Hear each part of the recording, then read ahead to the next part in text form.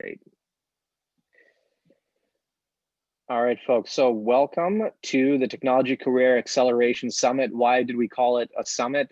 Well, we've hosted, as I said, we've been hosting events for the last several months. This is the first time we have a panel of amazing speakers with you.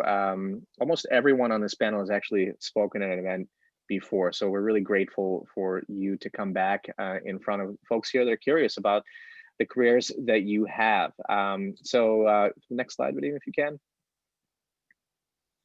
There you go. And these are the 6 panelists that you're going to get to hear from today.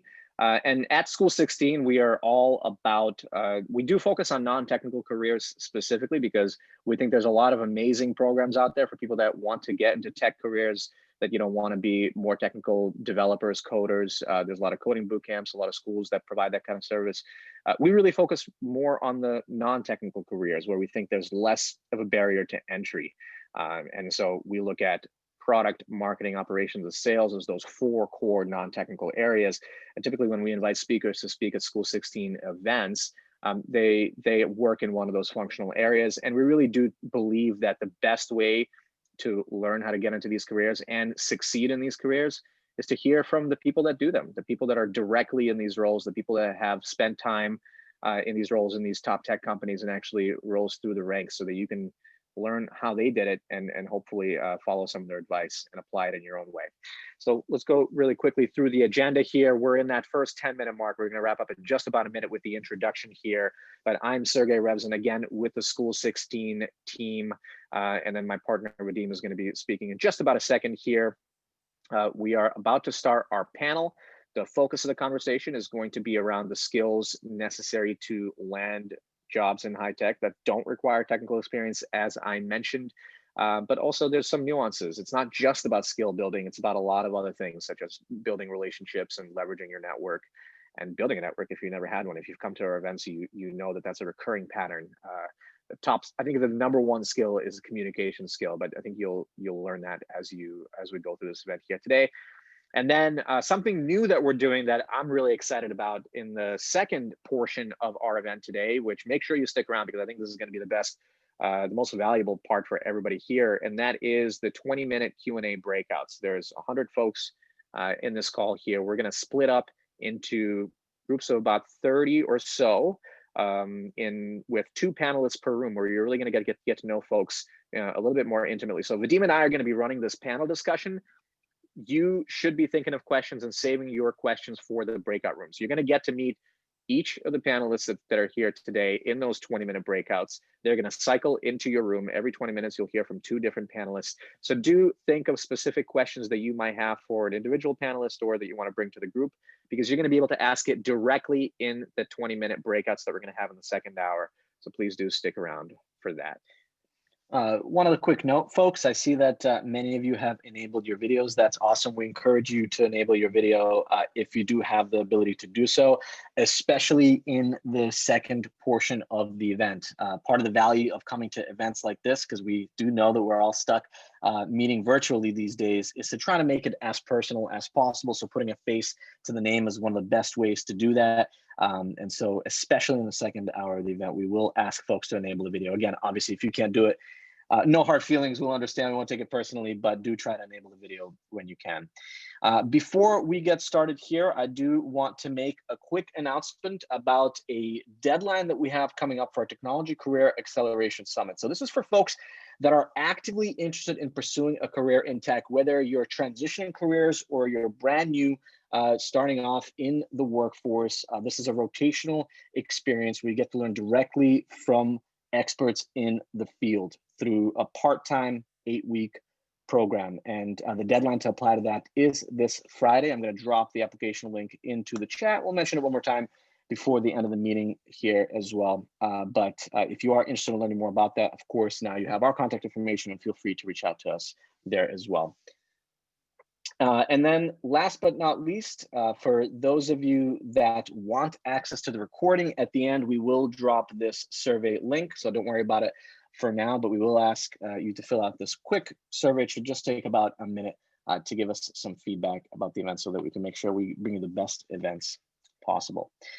So I'm going to stop sharing the screen now so that we can actually see our panelists. And because we have 6 panelists today, what we're going to do is that we're actually going to start off with some introductions for folks so you can get to know them a little bit. Again, if you have questions, you can utilize the chat, but really most of those questions should be saved for the breakout session, and you all will get to meet all of the panelists as well. And you'll be encouraged in those breakout sessions to unmute yourself and ask those questions so that we can get to know you. But of course, if you want to use the chat, feel free to do that as well. So we're going to start off with some introductions, and then we have some questions prepared for the panelists that we're going to ask specifically from different folks. So as we get started here, first of all, we want to welcome everybody that was able to join, but obviously the expert speakers and the folks that are in the fields that we're also interested in getting into in tech. The sought after fields that specifically, as Sergey mentioned, are usually non-technical in nature. That doesn't mean that the people on this call are not technical, actually quite the opposite in many cases, but oftentimes these roles don't require you to be super technical, which is kind of the focus of the conversation today and our programming. So to start off, we're going to call on each of the panelists, and if you could just give us a quick 30 to 60 second elevator pitch, so to speak, introduction about yourself, who you are, and how your career has progressed to date.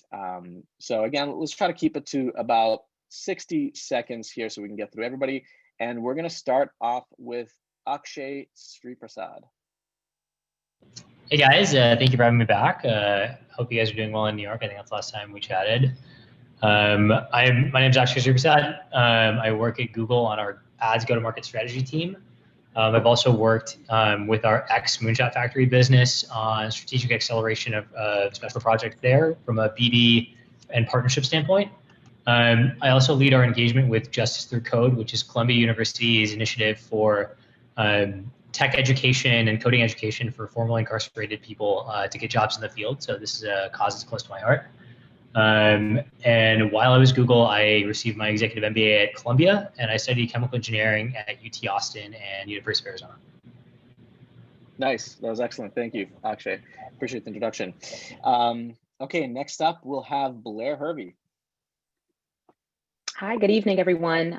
So my name is Blair G Hervey. I'm actually located in Vancouver, Washington. By day, I'm a sales enablement leader for Amazon Web Services. I'm also the corporate strategist for PDX Women of Color, as well as the co-host of 2020 Ain't Canceled. So it's a call where we create spaces for Black and Brown women to express themselves and figure out their way through corporate America. I'm a public speaker and also a diversity, equity, inclusion, and belonging consultant. So I've been in sales since I was 19. Most people think that was just a couple years ago, but it's been a long time. And I've been in sales enablement for about a decade as well. Awesome, thank you so much, Blair. I love the tight pitches. You guys are great. Awesome. Next, we're gonna have Grace Uma Campesas. And by the way, if I'm messing up these last names, I apologize in advance. But Grace, go ahead. You're very close. So Uma Campesas. Hi everyone, I'm Grace. That was Blair. You were so good. I was like, I hope I don't have to follow her, but here we are. I'm currently VP of Growth Marketing at The Skim, which is a media company primarily. You may have heard of the Daily Skim, which is a daily news newsletter, but we also have other products and all positioned to help her live her smartest life. So it's really focused on millennial women. But there I'm working on audience growth and in support of overall revenue of the business. I have been in the digital marketing realm for a long time, about 15 years, although, you know, despite my youthful appearance, borrowing from Blair, working across all kinds of direct-to-consumer companies. So that's my full-time gig. Currently, I'm also the founder of Field. It's a storytelling platform for professionals of color to leave sort of their unvarnished reviews and feedback about the places that we work, sort of in order to empower ourselves to make the best choices about where we go. And yeah, that's it from me. Happy to be here. Sorry, now I have to remember to unmute myself. Awesome, thank you so much, Grace. That was excellent. All right, next up we have Ben Watkins. Welcome, Ben. All right, thanks everyone. Good evening. My name is Ben. I'm a product marketing manager at Asana. For those who aren't familiar, Asana is a work management platform, basically helping teams complete tasks and keep things on track across the entire company. And so in my role, I do a lot of partnering with our product teams, making sure that they're building the right stuff, but more importantly, that we're launching it and messaging it in the right way. I've had a lot of different types of non-technical roles. I actually started off in sales at Yelp, doing a lot of cold calling, eventually moved to business development and account management roles, and have had a few marketing roles in email and acquisition, and basically did a lot of experimentation before I finally landed in product marketing. Outside of work, for the last 5 years, I have been leading a Taiwanese American cultural group based in New York City. This year, I've kind of taken a step back, just rethinking what I want to do with my extra time. I also did a little bit of a stint as a fitness instructor too. So if anyone's curious about other non-technical side hustles, can definitely talk more about that as well. I love that. Thanks, Ben. I actually didn't know that you started off at Yelp. I remember interviewing for Yelp in San Francisco and they rejected me, but then I ended up working at a cool company called Yodel. So it's all good. Exactly. But it's kind of funny because actually a lot of folks here, as everyone will hear, do come from some kind of sales background. So maybe that's actually a good place to start if you want to get into tech, but I'm biased for sure. Awesome. Thank you, Ben. All right. Next up, we have Brett Michaels.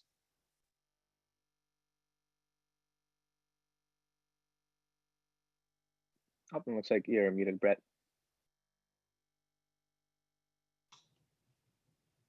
Oh, good. I got a do-over. Nice to meet you all. Yeah, I am Brett Michaels. I'm part of Google and the Google Cloud platform. We're the folks at Google that sell our computing services to large companies across the globe. It's a pretty big growth area for Google overall. I lead a sales organization for a portion of the United States and the U.S. federal government. I've been here about 7 years. But before that, I've done, I think, about 7 or 8 different startups, right? And never had any idea I would be doing that over the years, especially in sales. Started my career after school as an engineer with a computer engineering degree, but transitioned to the business side of things about 2 years into it. Awesome, Brett. Thank you. And we always love seeing technical people that end up in sales. Of course, vice versa works out as well. I started off in sales and then went to sales engineering and product. So you can definitely go any which way. That's part of the reason why we host these events. So you can actually hear about examples of stories like this of folks that took kind of a non-traditional path. So that's awesome. Thank you, Brett. And last but not least, of course, we have Megan Taylor. Hi, thank you so much for having me. Yeah, again, my name is Megan Taylor. I work for Uber, specifically at Uber Eats, based out of New York, out of our New York office. I'm originally from Pittsburgh. I also went to the University of Pittsburgh, where I, funny enough, studied early childhood education and developmental psychology. I have been with Uber Eats for almost 4.5 years. I started actually between my junior and senior year of college at a local Uber Greenlight hub, which is where you give support to drivers and couriers, anything with helping them with insurance to maybe someone threw up in the back of their Uber on a Saturday night. So learned a ton there. Then navigated my way to manage SMB restaurants on Uber Eats for about a couple years.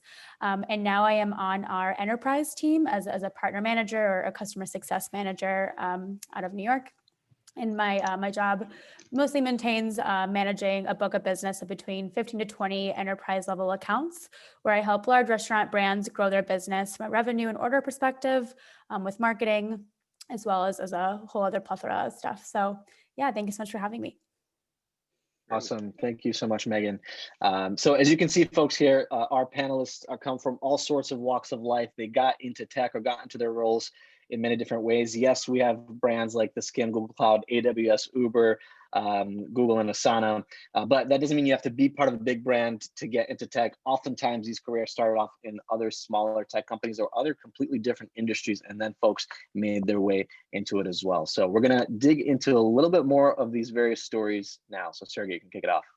Yeah, and I also hope that folks on this call noticed how the panelists introduce themselves. You know, you are whatever you want to be. You can decide that you are a leader. You can decide that you're a public speaker. You can decide that you're a founder. And actually, the panelists here, they not only do their jobs day to day, but they actually have these external things that are part of their identity, and that's what they choose to represent themselves, and that's what they choose to focus their time. So remember, you own the story that you tell. I think that's critical, and I think that might be missed. And that's what a lot of, and I can see Blair snapping over here, which is which is great. Awesome. So my first question is to Brett, because I know, Brett, that you started off in a technical function. You decided to get into sales. And I think what's really difficult for people to wrap their minds around early on is, how do you convince people to give you a chance at something when you don't have much experience? So how did you make up for that sales or business, so to speak, experience early on when you decided you wanted to make that transition? Yeah, I mean, I had no experience in sales or engineering, but at least went to school, for engineering, right? So I had some credibility in terms of maybe understanding what I was, was talking about. And to me, in terms of moving into sales, I liked to teach, right? I liked to help people understand new things, and I found that really enjoyable. And at the end of the day, sort of teaching is a part of sales, right? So I found myself, working with people and kind of teaching them how to do new things. And then sort of eventually found myself doing those new things, or convincing others that we should do things together, or we should hire some people to do some more things. And that, sort of led into kind of a progression of realizing that, I was actually selling, right? And kind of getting into different roles that were not formally called sales, but for all intents and purposes, were sales. And I continued to do that and kind of expand on it and focus it over time. And then, eventually made the leap to actually jumping into, a formal sales role after that. So the secret to that, was just, kind of learning as I went, right? But also kind of realizing that I was trying to get, more onto the sales side of things, and sort of building up the evidence, that I could, and the confidence, frankly, to be able to do that. Yeah, and actually a real quick follow-up here. How did you get the confidence? Or at what point did you feel like you had enough confidence to really step into it? Well, I had the confidence, there's a very satisfying part, in terms of sales, where when you actually convince somebody that, that the right way to do it might be the way you were suggesting, or buy what you're selling, if you will, right? There's sort of an innate confidence that came into that. What I didn't know, like, was how to get to that point where I could do that full time, right? That was all I was going to do, and that's how I was actually going to make, a living. So actually, it was somewhat of a leap, of faith there, right? I had just had to hope, right, that that when I got there, I would figure it out. I tried as much to kind of learn about it from different people and see myself through see myself through what other people were actually doing. But it was somewhat of a mystery, and actually just sort of made mid-leaf, almost kind of jumping off a cliff. And it was like drinking from a fire hose for a while. But I had that, in the moment, at least, I had that innate confidence that if you put me in a situation where I needed to sell something, that was going to work. And I just kind of kept anchored, on that. And it got me through, like, learning all of the parts. And I'm sure somebody noticed along the way, but hopefully not too many people. Yeah. Well, you're absolutely right, and at some point you do have to take that leap. I think you do need to develop a certain innate confidence in whatever you're going to pursue, but at some point, it's okay if there's a little bit of a lack of confidence or even a little fear, because then that's how you're learning. That's how you're growing as an individual. So you can use that as a compass for yourself sometimes. And so my next question is to Blair, because I know, Blair, you started off, you've been doing sales, as you said, for a long time. You did quite well in it. And then you decided to, we're talking about how sales can lead to a lot of different types of roles. You decided to then teach and train other salespeople and kind of follow that path. And you really created a path for yourself in that realm. Can you talk a little bit about how and why you made that transition? Yeah. So I would first say that, I had a very strong motivating factor. I had a little baby to take care of. So I was a teenage mom. I had him when I was like 19 years old. And so I went towards what I did well. Now, granted, I wanted to be a fashion stylist in Atlanta. Did that for a hot second, y'all, but I needed to get paid. I needed a paycheck to take care of my baby. So I went back into sales. I actually started working for AT&T. And then when I moved to Atlanta, I started knocking on doors selling security systems. So if you want to build up a thick skin, that's one way to do it. You get a lot of rejection, but you also figure out a way to communicate with lots of different people. So it was a joy and definitely a blessing in disguise. But what I learned during that time, as I knocked on doors and I had people shadowing me, I was realizing that I was creating these processes that could be duplicated, and I was helping somebody else win. And much like, to Brett's point, like while you're selling, you're teaching. And I found a lot of gratification. And I was like, wow, this is a great way to actually scale my efforts. If I teach several people how to do this, we can all win together. And it just led me on a path into tech sales later on, and much later into sales enablement as well. That's great, Blair. Thank you, and thank you for the authenticity. You have to prioritize decisions based on what is most important to you at any given time.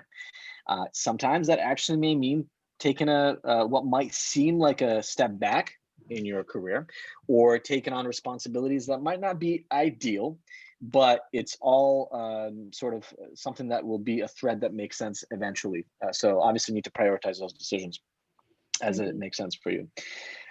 So I kind of want to stay on this thread though. I know that we're talking a lot about sales now, but it just happens that a lot of the panelists on this call started off their career in sales. And I'll go to Grace and then Ben next. So Grace, I know you started off, you always, from what I remember in our previous conversations, you always saw yourself as a marketer. You knew that that's the job that you wanted. And by the way, there's a lot of people that don't necessarily know exactly what they want to do, and they change their mind many times. But I feel like for you, Grace, you had an idea that you wanted to be a marketer, but a lot of the work that you had to do early on wasn't really marketing. It was more sales oriented. So how did you stay motivated when doing the type of work that you didn't love doing? And how did you eventually parlay that into responsibilities that you did want to do?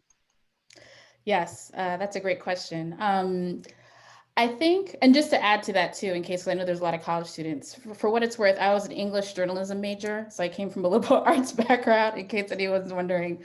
So that was the springboard. And then I had a vague idea that I wanted to do marketing and was trying to figure out how to get there.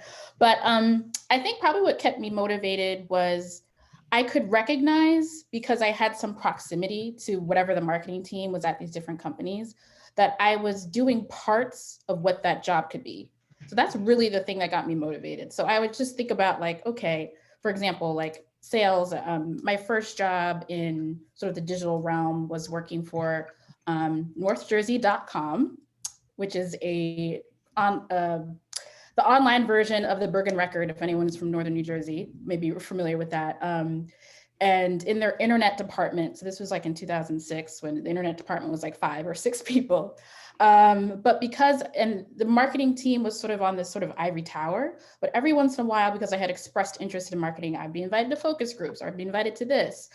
There was obviously a lot of sort of account management, relationship building, and kind of pinging on some of the points brought up here around education.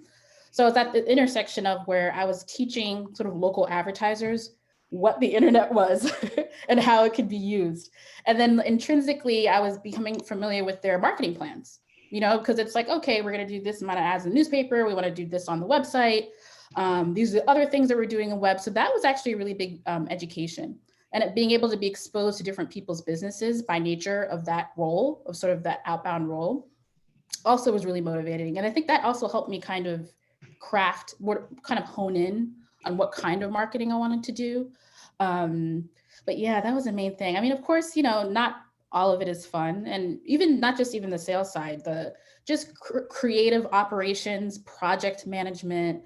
Marketing is like a big group project, essentially, most days. So it's like, how do you maneuver different operations? How do you work with creative teams to get an asset produced? I did merchandising for a while, so it was using sort of my visual sense to hit business objectives. So along the way, I was able to find different nuggets. And because I had at least that proximity to marketing, I was figuring out like, okay, piece by piece, I'm kind of building up to something. Yeah, great. Thank you. And you're absolutely right. I mean, operations, part of the reason why we include that as part of the conversation here, even though I guess in some ways, none of the panelists have the word operations in their title, doesn't really matter. You have operations in your day-to-day. That's going to be some of your responsibilities, and you have to get good at that in the end of the day. Now, you can have certain strengths. You don't have to be amazing at everything. And obviously, as you get into leadership roles, you can delegate and the like, but it is going to be, in the end of the day, part of what you do. Another important thing that you mentioned, Grace, is that you expressed interest in the things that you wanted to do more of. Remember, folks, when you're in these roles, it could be, an earlier stage startup or a growth stage company or an established tech brand, like where people are from today, the panelists. You have to be proactive about voicing what it is you want to do to your bosses, to your colleagues, in meetings that you take with folks internally, and then you will stay top of mind for opportunities that way. So remember, you can't stay quiet. You have to express interest in the things you actually want to do. So Ben, I want to go to you next because you also start off in sales like me, and eventually got into product marketing and I guess growth as well. So can you talk about how that transition happened? If you could tell us a little bit more of that story. And when did you realize, I think I'm pretty good at this stuff, like messaging, copywriting, all the stuff that you have to be good at as a product marketer? Yeah, sure. So quite honestly, when I was in college and also even my first few jobs, I didn't know product marketing was a role. I'd never heard of it before. And honestly, unless you work with a product marketer or know someone that's a product marketer, you're just like, oh, it's just marketing. What do they actually do? And I didn't even know it existed. So many of you that are in college now, you're probably thinking, I have no idea what I want to do. I see these cool companies, but like, what's the job? What's the responsibility? I don't know what I'm good at. And that's exactly how I felt. And so my first job out of college, I actually just looked at companies I wanted to work for. I didn't even care about the role. So I actually was thinking about, okay, what are brands I admire? What are tools that I use? Where would I feel really where would it be really awesome for me to work? And Yelp was on that list. I was an avid Yelper. I was a Yelp elite, and I just wrote a lot of content for them. I was like, oh, it'd be awesome to work for Yelp. And they happen to have, they're having me hiring for new grads for sales. And so that's kind of how I landed into it.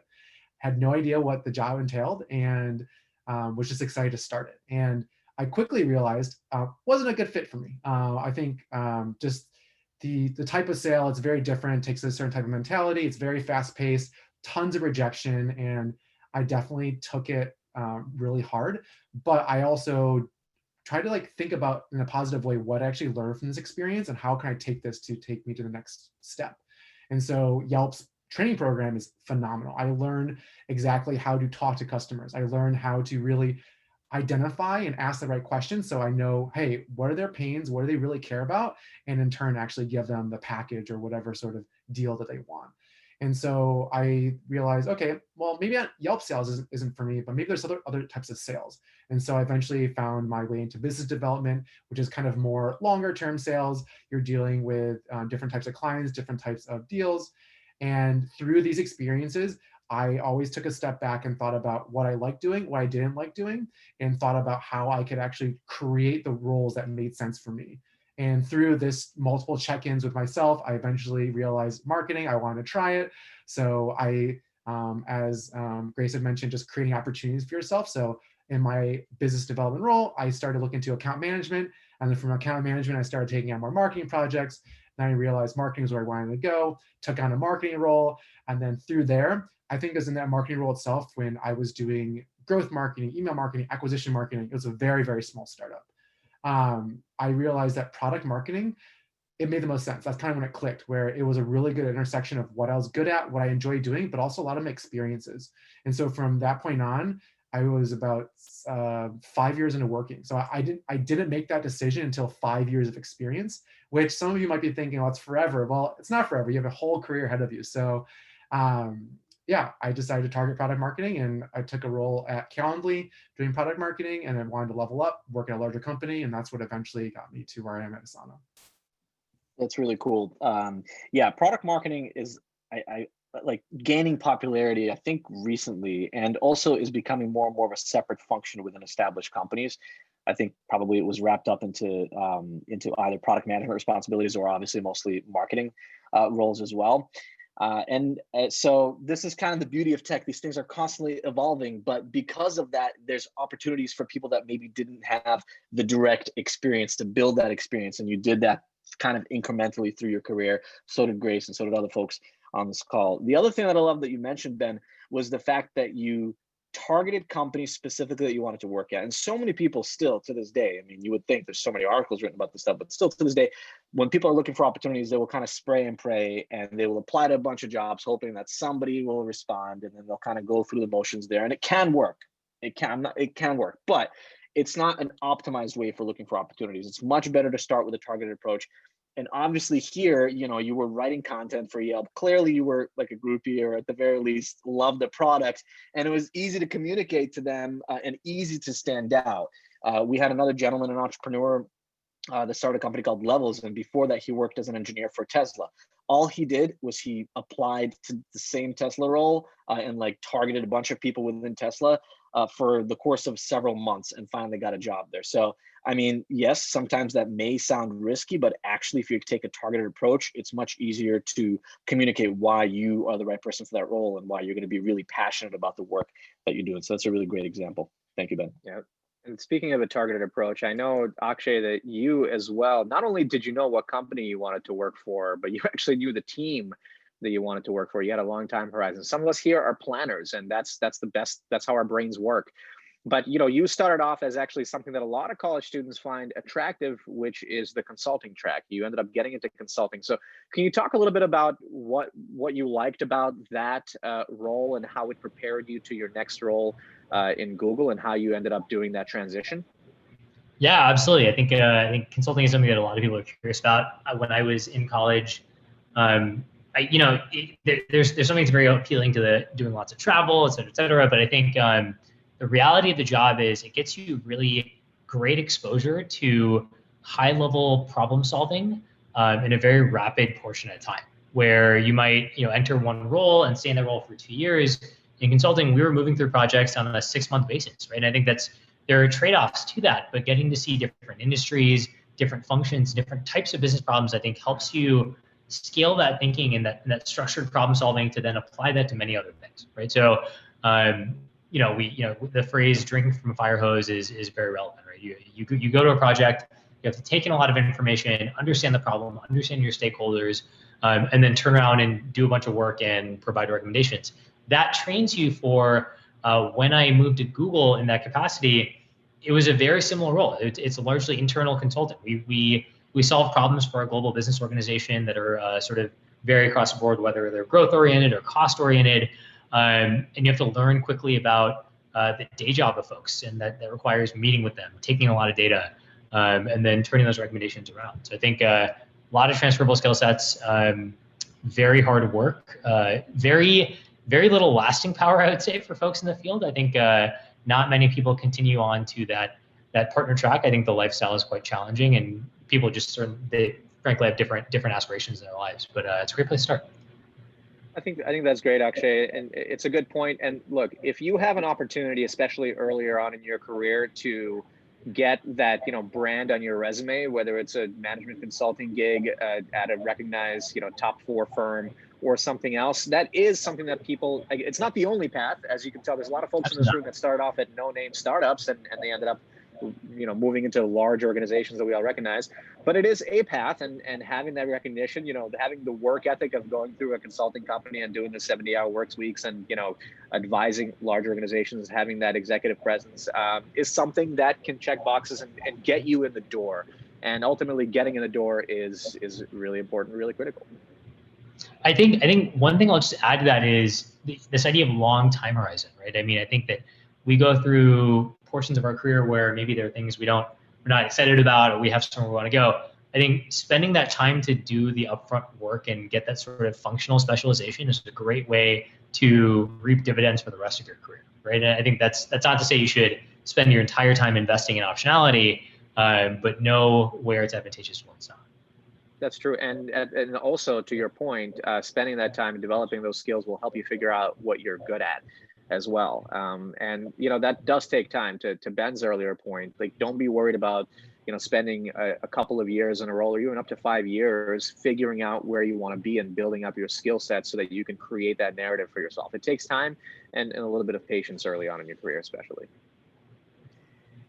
So next I want to go to Megan. And by the way, folks, start thinking about questions that you want to ask. We're trying to create a little context here in the main session, but soon we'll be going to the breakout sessions where we can dig a little bit deeper into everyone's respective roles. And again, you will have the opportunity to meet everyone that is here. But I do want to go to Megan next here and continue a little bit on the thread of internal mobility. So Megan, I know that you started off obviously right after college, or actually really during college at Uber, but while you were there, I believe right now you're on the enterprise customer success team, but while you were there, you had your sort of eyes set eventually on even a cooler role, or a role where you thought you could learn more.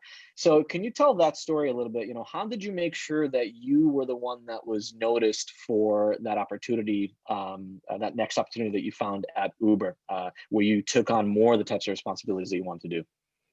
Yeah, absolutely. I think it just really boils down that I took advantage of every scrap of opportunity that I was given. You know, it was like a hard navigation because I was mentioning that I wanted to go into teaching my entire life and was kind of thrown into this tech world where I had no technical training, which makes you feel better sounding that the other panelists were kind of in the same boat. But when I was in the Greenlight Hub, I took every metric so seriously. For example, like how many interactions I was taking a day, were they writing back in with how I was performing from like a 1 to 10 star rating. And I've started to realize really quickly when you start to collect those metrics and utilize that as a power of your value and using those in conversations as leverage, it makes all the world of a difference. It sounds so simple to be writing down, you know, your accomplishments and your metrics, but it's so easy for life to, you know, skid by and stop writing those things down. It's so easy to forget. But I think I even mentioned in our last call, when I was in the Greenlight Hub, I ended up making my own internship, or made a proposal for my internship and just kind of created opportunities along the way. I put in a proposal for my third role at the company as well. So even just what you were mentioning as, you know, opportunities might not be really obvious, but I think grit and motivation work really well together. And being that if you have an end goal, and my end goal being that I wanted to be in the Uber office and working with more of an established role, as you mentioned, putting those two together really got me to the end. Thank you, Megan. Yeah, absolutely. It's easy to forget to keep track of your accomplishments. And when we're thinking about our next roles, oftentimes it's remembering the stories of what we were able to accomplish in a specific scenario that might be relevant to the next job that we want. And I think a lot of people make the mistake of thinking like, well, I'm applying for this role, but I did do part of this job, but I only did it for like a week or two when I was on a special project. That doesn't make me qualified. Not true. That's absolutely the exact type of story that you want to tell. And you know, obviously there's no way to solve the chicken and egg problem. The best way to get the experience is to actually work to get more of that type of experience in your background. And sometimes it's just a matter of mentioning a specific story and focusing on the outcomes, focusing on the numbers and the things that you were actually able to accomplish. So it's really great that you were able to do that. So Sergey? speaking of that, I'm curious, Blair, because I know something, I don't know if this is something you were naturally good at or something you developed over time, but you have the ability to sell yourself without necessarily feeling bad about it or embarrassed about it. Something that a lot of young people struggle with, but many people struggle with this their entire careers. How do you approach that? Yeah, there's several different things. On one of the calls that we hosted last week, we called it Braggadocious Black Girl Magic. And I feel like that's something that I just carry at my core, right? And it doesn't matter what your gender or ethnicity is. I mean, it should be something that you own at your core, because you have to know that you are someone special and that that you have something different to offer.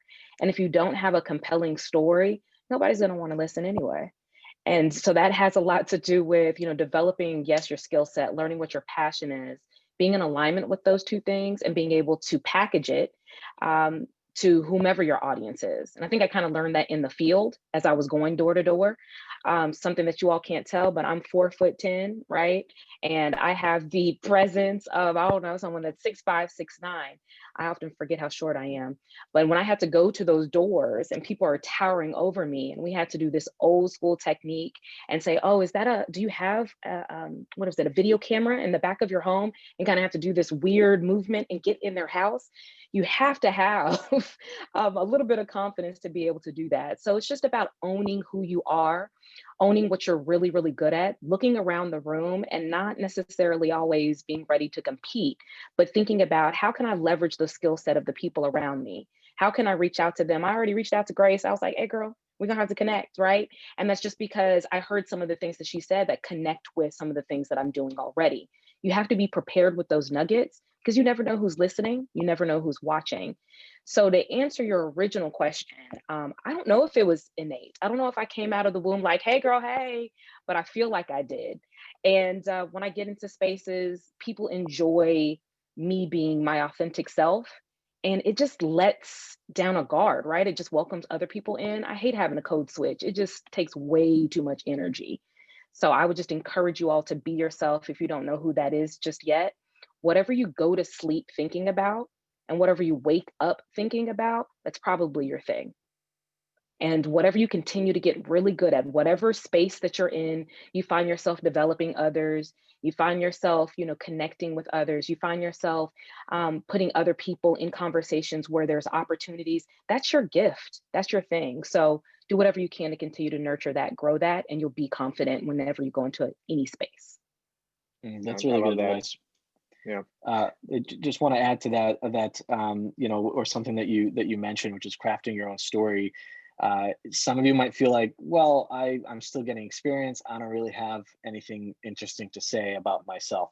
First of all, that's okay. It's okay to think that. It's probably not true, but it's okay to think that. But remember, you don't have to wait for permission from somebody to do what it is you want to do.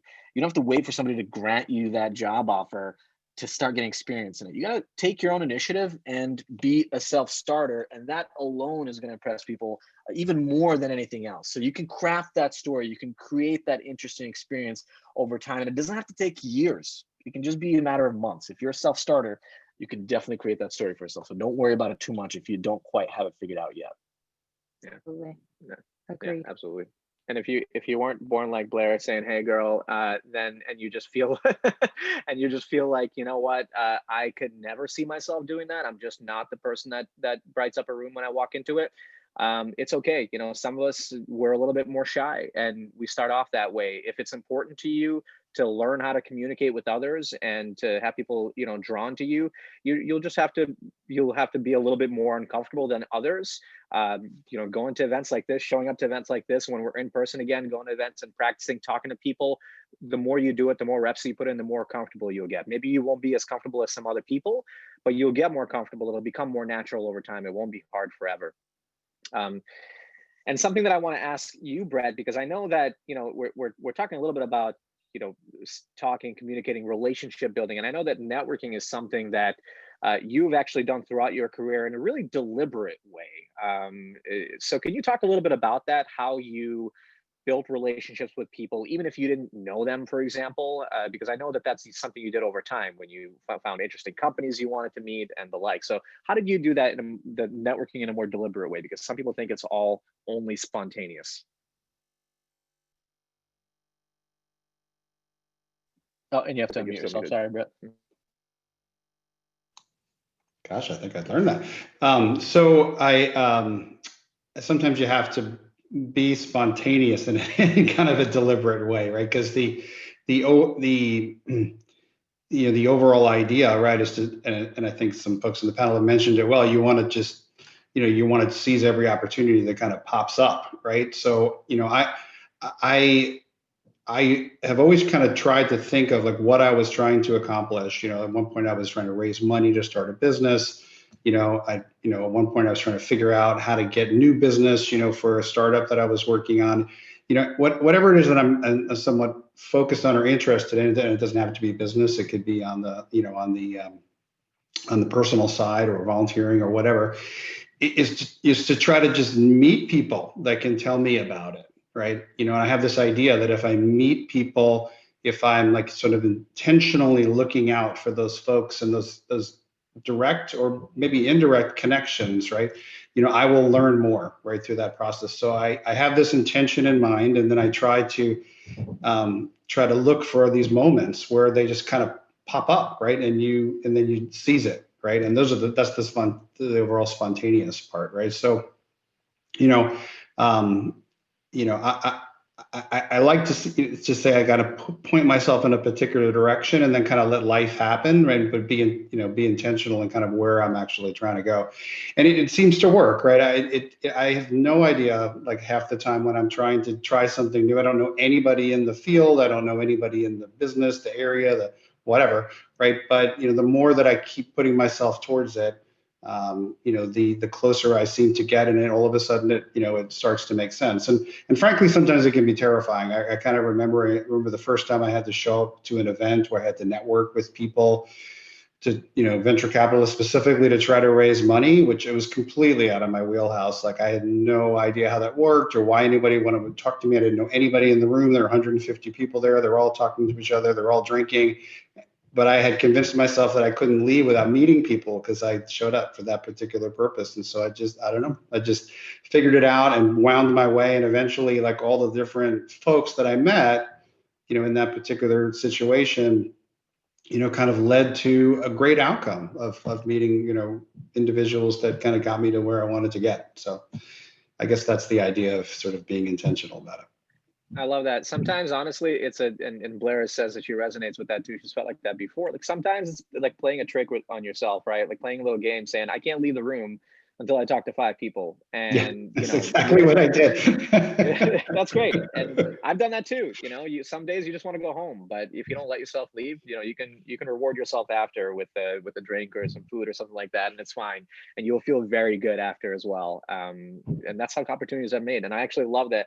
Blair said she just already reached out to Grace. Like you notice that the people that are really intentional, they take every opportunity that they can to get to know others, and like they'll reach out when they go even to virtual events like this. Like, hey, we're all stuck in our homes doing virtual events now. Everybody's getting creative. People are more open than ever to building new relationships, and I think you guys are perfect testament to that. I have an analogy. I don't know if it'll resonate with folks, but have you ever opened a 1,000-piece puzzle and kind of looked at it, and you just put all the pieces on the table, and you're like, there is no way that I could ever do this, right? And it feels like every bit like impossible. And then you move along the way, and all of a sudden 1 piece falls in, 2 pieces falls in, and then a week later you've completed this puzzle, right? And you have no idea at the beginning how you're actually going to get there. And that is, to me, like this, that constantly runs as a theme through my life, and certainly about networking. We're trying to figure all this stuff out. You just got to start, and the patterns will show up later. And sometimes you go to sleep, you can't figure out any more pieces. You wake up the next morning, you look at the puzzle again, and whoop, another piece actually fits. And it's just an interesting analogy for me. Yeah, and part of the reason why it's so important to prioritize this stuff, folks, is you never know how it's going to come back to how that relationship is going to come back. Actually, Ben, I met you at a networking event at a venture capital fund here, Human Ventures in New York City. And I know that none of us know our heights here because Zoom is the ultimate equalizer. I remember you're quite tall, so there you go. But we met, I think it was 2 years ago now, definitely before COVID. And I believe you were in a growth marketing already. I'm not sure if you were at Calendly yet. But there you go. Then you ended up at Calendly, and then Asana that went public. And a couple of years later, we're reconnecting again at this event. So you never know. Stay in touch with folks. Do come up. If there's beer there and you drink, great. Maybe that'll help you feel a little bit more comfortable. But if not, honestly, in the end of the day, what's the worst thing that can happen?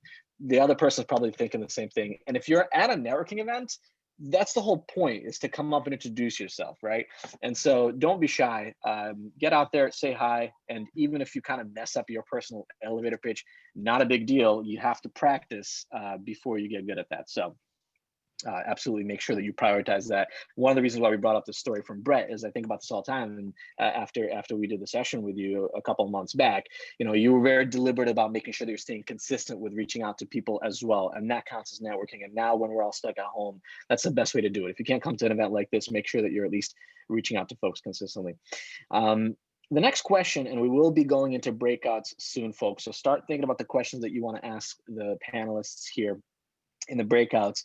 I want to go back to Grace. And one thing I remember from our conversation earlier on, Grace, is this idea of figuring out how to get more executive presence. And especially if you are at a company that's a little bit bigger with multiple layers of management, you want to make sure that your work is seen. So how did you navigate that in your previous roles? How did you make sure that first of all, how'd you get comfortable with it? Because sometimes it's not clear, like, how do I not step on other people's toes? How do I make sure that I still stay visible? How did you navigate that and make sure you got some executive presence internally? Yes, and I think the last time I talked, I didn't know what executive presence was until my manager told me I didn't have it. So that was my introduction to the word and the concept itself. So yeah, at first it was a little confusing because my MO, and I think it probably has a lot to do with my background, you know, so I kind of felt like I'm keep my head down, work hard, you know what I mean? You know, you're still kind of building your confidence, feeling out of place. You know, maybe there's not a lot of folks that look like you know, just coming from a different kind of background. I was like, okay, when you go to work, you work hard. You know what I mean? I don't know if that's partially like an immigrant parent thing, but that's what I thought it was, you know? And then plus I didn't feel, you know, super confident in those environments. So thankfully, you know, a manager, so my direct manager reached out to me and she told me just explicitly, she's like, there's so much that you could do here in this organization. The problem is, Grace, nobody knows who you are. And I was shocked. I was like, who doesn't know? I was like, how can you not know who I am? I'm Grace, you know, like I do all this stuff. And I had a great network with my peers and I was always great at connecting and working laterally. I was so strong at that. But I didn't understand what I had to do to make myself visible to people outside my manager. And she was kind enough to take me aside and literally talk me through it. So what she did with her help is she talked me through, I didn't realize she was doing this. Maybe this is her own grand plan, but she was helping me prepare a deck for a project that I was working on. And we would go step by step and, you know, I'd put the work into it and she's like, well, you should put it in this order. You should put it in that order. And she was literally coaching me through this deck. And then she revealed to me, she's like, okay, I want you to present this deck to the CEO. I thought I was making the deck, you know, at that point in my career, I was like making decks for my boss to go present. But she had enough confidence in me to give me that chance. And that was a moment where she had to pull me into it. I wouldn't have volunteered to do that. You know, I would have volunteered to make the deck, but I wouldn't have volunteered, you know, to go in front of it and present it. But that was a good sort of it became an experience that I could draw back on, you know, later. You know, so it was sort of like kind of breaking through that first time and I can draw on it later. And then I've had, I guess I've heard this a few times now that I think about it, but before I heard about the executive presence, one thing I heard also really early in my career was a manager told me, she's like, if I'm going to invite you to the meeting, you have to make your presence known in the meeting. You know, like you can't, like, I don't need anyone to take notes. And I was like, okay, you know, as I took my notes. So I would sort of practice like, you know what the meeting's gonna be about, you know, the agenda. I would write down ahead of time, what are 2 or 3 questions I can ask, you know, so that I was prepared, because at that point I wasn't ready to kind of, now I talk spontaneously all the time. That was me then too, but I just didn't feel comfortable doing it in that space, you know? So it was literally just practicing, you know, it's funny because we did these sort of interviews, these like elevator pitches we all did, but like in real life, day-to-day work, you're not doing that to the exec team. You know what I mean? The way you're showing what your strengths are is through those kind of micro interactions and being able to build on them. So that was sort of the big learning, you know, that this big exec presence felt like this big thing I had to conquer, but it was really just sort of like being able to frame what it is that I was contributing in the order that was most relevant to the person at that level. You know what I mean? And then how could I continue to sort of be on their radar by just making my presence known in meetings where they were, so. Yeah, you have to know and understand, and this is learned over time, how to tailor what it is you're talking about to the audience, right? And what they care about. And it sounds like that's exactly what you did. Blair, I saw you nodding earlier on when Grace was saying certain things. I'm curious what stood out to you there, or what resonated, I guess, in your experience, maybe that was similar.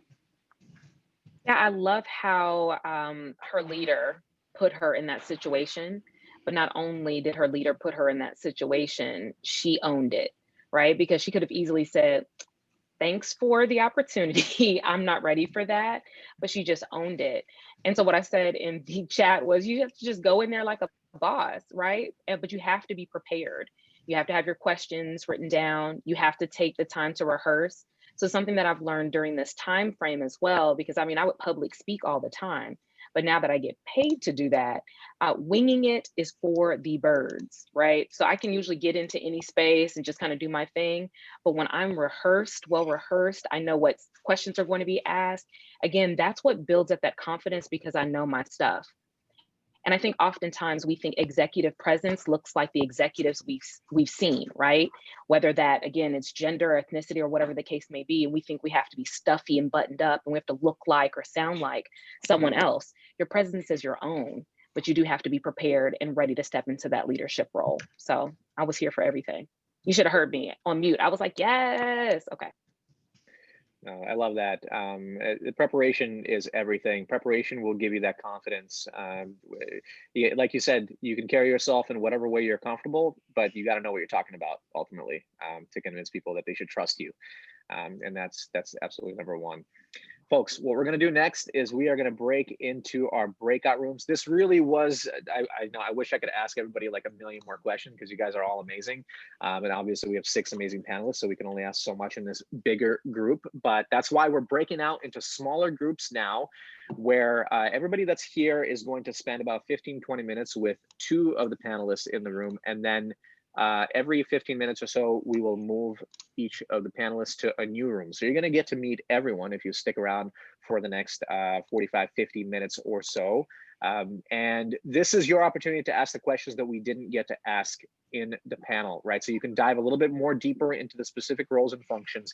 You can dive a little bit more deeper into what it's like to work at these amazing companies, how people got into these roles, right? They, you know, some of you might be curious about the interview process, for example, for some of these roles.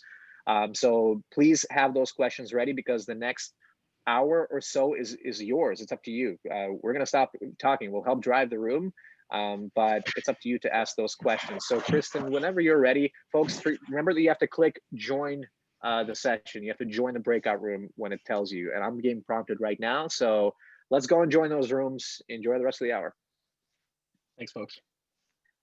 Hope everybody enjoyed those breakouts and got to learn a little bit more about what those processes were like at these respective companies as part of the value of coming to an event like this. I really appreciate everybody that made it out tonight and stuck it out through the 2 hours for the event.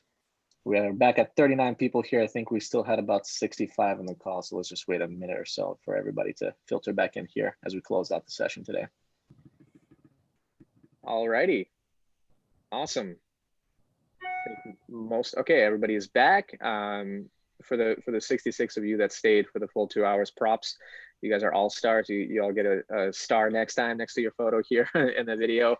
I just want to give a huge thank you not only to the folks that stayed here till the end, but also to our amazing speakers and panelists, Grace, Brett, Blair, Akshay, Megan, and Ben, who were gracious enough after work, maybe some of you during work if you're on the West Coast, to spend time with the folks here in this room, these emerging leaders that we don't know who people will become that are in this room, but the fact that you spent the 2 hours with them and volunteered your time, and I'm seeing a lot of people clapping their hands here, is inspiring, and thank you again for coming back. I did mention to folks in the chat that if you want to see a previous session with any of these speakers, most of the people on this panel have done a full 45-minute to an hour session with us where we really dug deep. So if you didn't get to didn't get certain questions answered, just request it on our website, school16.co.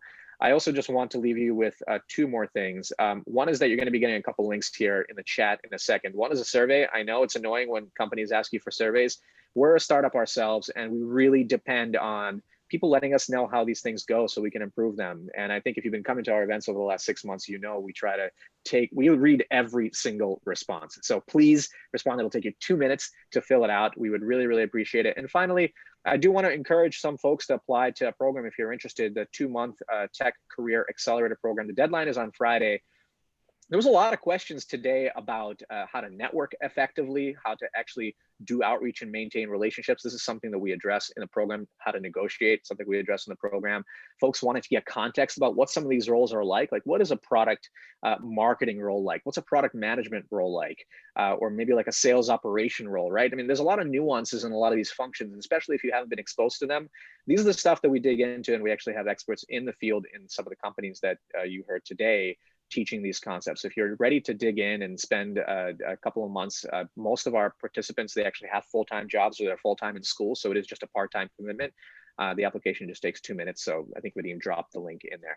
Folks, I want to thank you all again. Really good to see all of you here. And please stay tuned for future events. We host these typically at least once a month where we either have one speaker or now we tried this panel for the first time, and it worked really well. So again, huge thank you for our speakers. Also a huge thank you for the team here, Graham Opie, who stepped in and was willing to run the session, helped us run this session as well in one of the breakouts. And of course, Kristen Seward, who was the mastermind behind the breakouts and keeping this all organized and sending us messages. Thank you so much, Kristen, for helping run a smooth event. I guess I'll thank Vadim as well. He's my brother. Usually I don't thank him, but thanks Vadim for helping out and helping managing the panel.